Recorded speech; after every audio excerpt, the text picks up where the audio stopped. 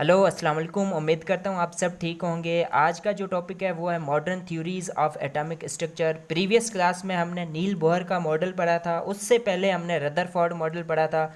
और जो रदरफोर्ड की डीमेरिट्स या फिर मिस्टेक्स थी, जो कि बेसिकली दो थी, उसने रदरफोर्ड ने जो है एटम की स्टेबिलिटी के बारे में नहीं बताया था, और जो हाइड्रोजन एटम का जो एक्चुअली में स्पेक्ट्रम होता है वो लाइन स्पेक्ट्रम होता है वो भी नहीं बताया था। तो इन दो डीमेरिट्स को सही करने के लिए नील बोहर ने अपना मॉडल दिया।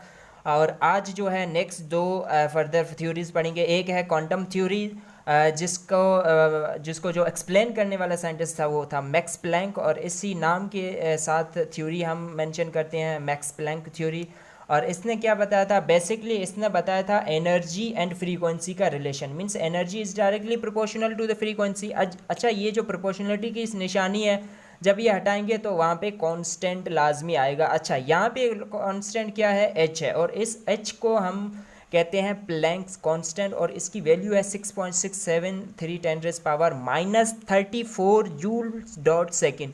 और ये कांस्टेंट वैल्यू आपको याद करनी है, जो कि एमसीक्यूज में पूछते हैं। तो एनर्जी को मैंने ई से शो किया है, डायरेक्टली प्रोपोर्शनल है। फ्रीक्वेंसी को मैंने एफ से शो किया है। सर हमारे बुक के अंदर तो ऐसी निशानी है, ऐसे शो किया गया है।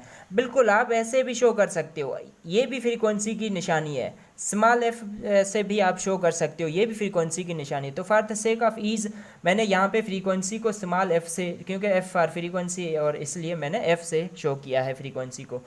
देन बेसिकली इसने प्रपोज किया क्या था? इसने कहा था कि जो लाइट जो है ना, यहाँ पे ये सपोज करें या ये सन है, सन से जो ये लाइट आ रही है, ये लाइट जो है ना वो कंटिन्यूस फॉर्म में नहीं आ रही है, वो एक छोटे छोटे पैकेट्स के फॉर्म में आ रही है। ऐसे पैकेट्स की फॉर्म में आ रही है, और इन पैकेट्स को इसने नाम दिया था क्वांटम या फिर क्वांटा।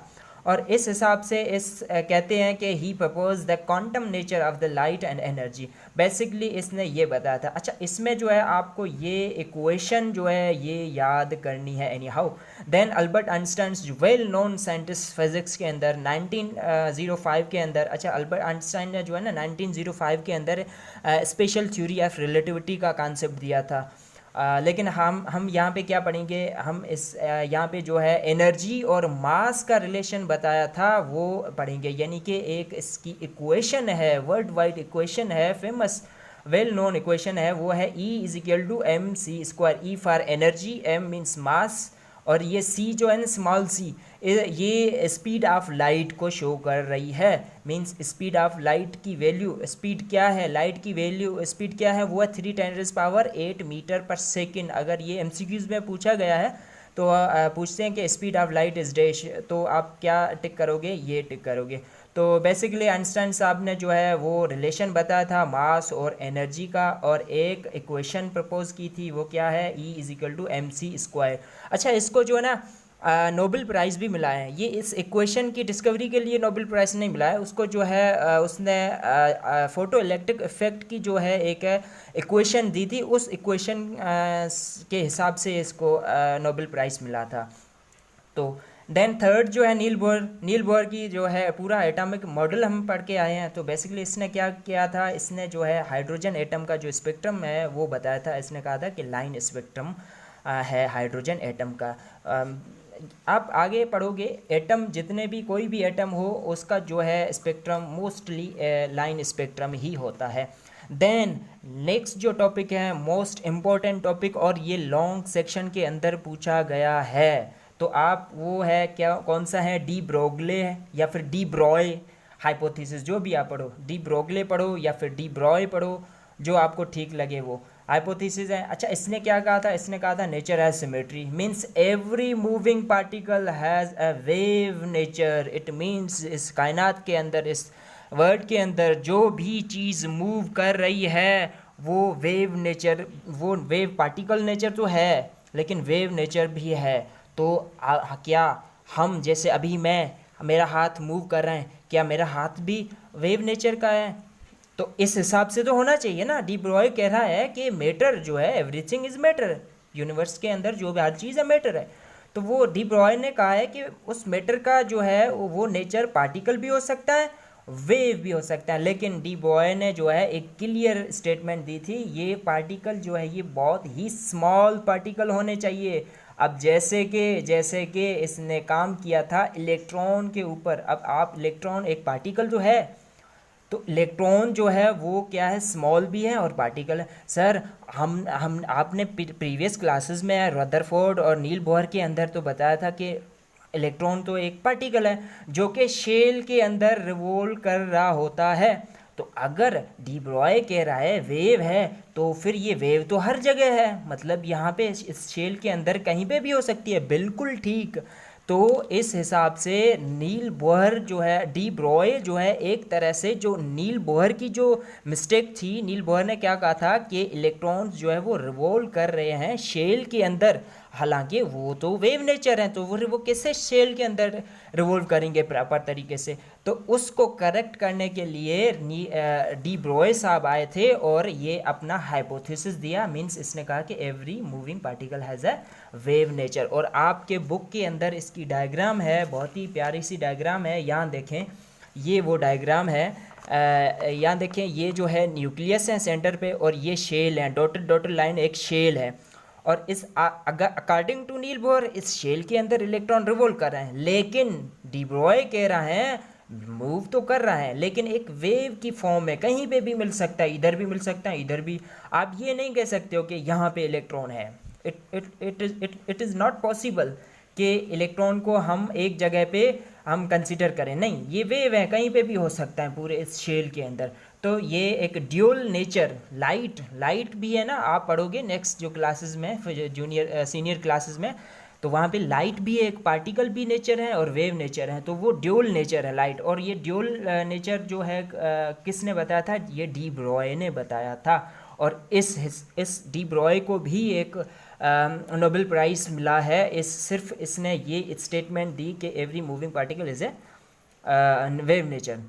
देन इसकी डेरिवेशन आती है, स्टेटमेंट आ गई, स्टेटमेंट लिखी, डेरिवेशन में इसने क्या किया था, इसने जो आइंस्टाइन इक्वेशन थी और प्लैंक्स इक्वेशन थी उसको कंबाइन किया था। अब अल्बर्ट आइंस्टाइन की इक्वेशन क्या है, E is equal to M C square. यहाँ पे C क्या शो कर रहा है, C is the speed of light. और प्लैंक्स ने क्या कहा था, energy is directly proportional frequency. यहाँ पे प्रोपोर्शनलिटी की निशानी मैंने हटाई है, तो क्या लगाया है, H है। और H क्या है, प्लैंक कांस्टेंट है, जिसकी वैल्यू क्या है, अभी हम पढ़ के आए हैं 7 × 10⁻⁻34 जूल डॉट सेकेंड। अब ये इक्वेशन 1 है, E is equal to M C square. ये इक्वेशन 2 है, E is equal to H F. अब हम क्या करेंगे, कंपेयर करेंगे इक्वेशन 1। तो मैंने यहाँ पे ये कंपेयर की। अब M C square is equal to H F.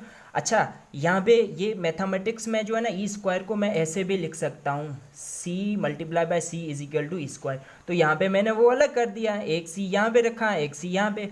अब आपने मोमेंटम का कॉन्सेप्ट फिजिक्स के अंदर पढ़ के आए हो। Momentum is equal to, it is the product of mass and velocity. Velocity means speed. Sir यहाँ तो v है, यहाँ तो आप c कह रहे हो। बच्चा बात एक ही है, v मीन्स स्पीड, और ये c भी क्या है, ये c भी स्पीड है। तो अब mc यानी कि product of mass and speed is equal to p momentum. तो यहाँ पे मैंने इसकी जगह पे मैंने क्या रखा, मोमेंटम, जो कि p से शो कर रहे हैं। और ये c, सर ये c तो सेम ही रहेगा, बिल्कुल सेम, बराबर की निशानी बराबर की। और hf तो मैंने सेम रखा। अच्छा, नेक्स्ट जो है आप ना फ्रीक्वेंसी का रिलेशन पढ़ोगे वेवलेंथ के साथ। वेवलेंथ को हम लैम्डा से शो करते हैं, ऐसे ये lambda, this is the wavelength. अच्छा, फ्रीक्वेंसी जो है वो इन्वर्सली प्रोपोर्शनल है वेवलेंथ के। अच्छा, यहाँ पे प्रोपोर्शनलिटी की निशानी जब हम हटाएंगे तो यहाँ पे कोई ना कोई कांस्टेंट आएगा। अब यहाँ पे कांस्टेंट क्या आ रहा है, स्मॉल c। सर ये स्मॉल c ये वाली c है, बिल्कुल यही वाली c है, स्पीड ऑफ लाइट वाली c है। और नीचे क्या आ जाएगा, लैम्डा आ जाएगा। तो मतलब यहाँ पे मैंने डायरेक्ट, अच्छा ये करने की ज़रूरत नहीं है, ये जस्ट मैं कॉन्सेप्ट बताने के लिए यहाँ पे मैं वर्क कर रहा हूँ, रफ वर्क कर रहा हूँ।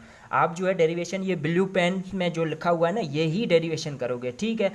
तो frequency is equal to C upon lambda. अच्छा, क्या मैं इस f फ्रीक्वेंसी की जगह पे इसकी वैल्यू रख सकता हूँ, बिल्कुल सर रख सकते हो। तो मैंने क्या किया, h तो सेम रखा, यहाँ पे p C बराबर है, h सेम रखा, और f की वैल्यू रखी क्या है, C अपान लेमडा। अच्छा, अब यहाँ पे जो है लेमडा डिवाइड हो रहा है, यहाँ जाके मल्टीप्लाई हो रहा है, हो जाएगा, और यहाँ पे पी सी मल्टीप्लाई हो रहे हैं, यहाँ जाके डिवाइड हो जाएगा। तो पी सी यहाँ आ गए, लेमडा वहाँ चले गए। अब सी सी में कैंसिल हो गया, बाकी क्या रहा बचा, बाकी जो बचा एच अपान पी। मतलब ये है कि ये डी ब्रॉय की इक्वेशन है, wavelength is equal to H upon P. मतलब कोई भी पार्टिकल है या फिर वेव है, उसकी कोई ना कोई वेवलेंथ होगी, और वो वेवलेंथ कितनी होगी, एच अपान पी होगी। ये है कंप्लीट डेरिवेशन। जज़ाकल्लाह, दुआओं में ज़रूर याद रखना, और हो सके तो नाम लेके याद रखना।